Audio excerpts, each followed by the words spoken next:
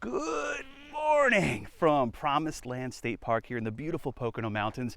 My daughter Prudence and I got to sleep overnight here at Pickerel Point Campground at one of the oldest state parks in the Commonwealth of Pennsylvania.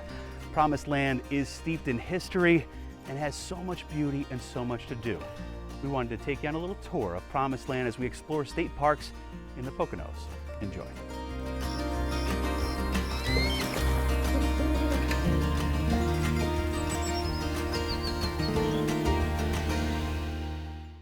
Midsummer and Promised Land State Park is alive with activity along the beach and along the trails, campsites nestled in the woods, and tours highlighting the park's New Deal era beginnings. Boots are on the ground May 6th of 1933 here in Promised Land. This park has 2 lakes, cabins for rent, and some rich programming thanks to volunteers. I like the stripes on that one. Promised Land really lives up to its name. What's your personal connection with Promised Land? I met my husband up here. You did? Kara Derry paddled on Promised Lake with me. She's part of the new Friends of Promised Land group that's supporting the park in a whole host of ways, including a duathlon in August aiming to be an annual event for Kara and her husband Jim. This is home. I fell in love with the park as much as I fell in love with him. Ah, We just got married this past December. congratulations. Thanks. We all love it. Love it. That's why we are advocating strongly for the park Right. and seeing how we can work in conjunction with the park management to make improvements to the park. Promised Land has no shortage of volunteers. Take art in the park, for example.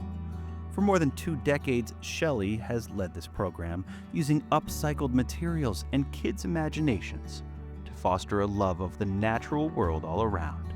Because we love the park. You know what we do this for? I get hugs and smiles. Art in the park and programs like it at Promised Land are free. There's even a junior park ranger program complete with its own badge. One of the many ways families can spend their time amongst the 3,000 acres here.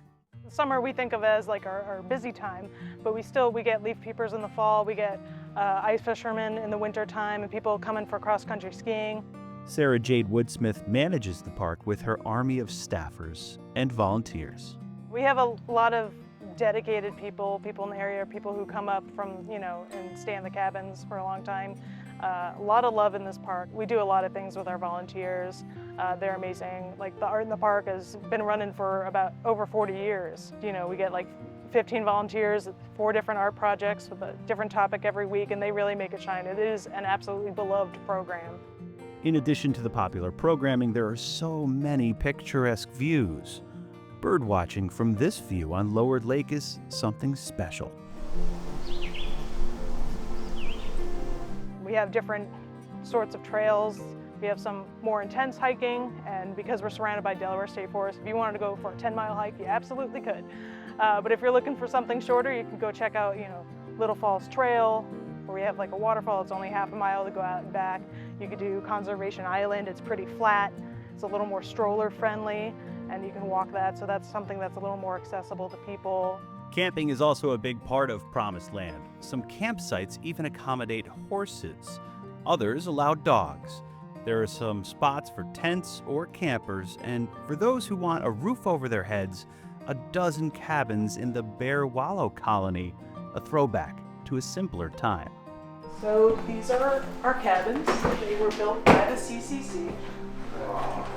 Look at that. You can see some of the old ironwork they did right in their own blacksmith shop, and these are original.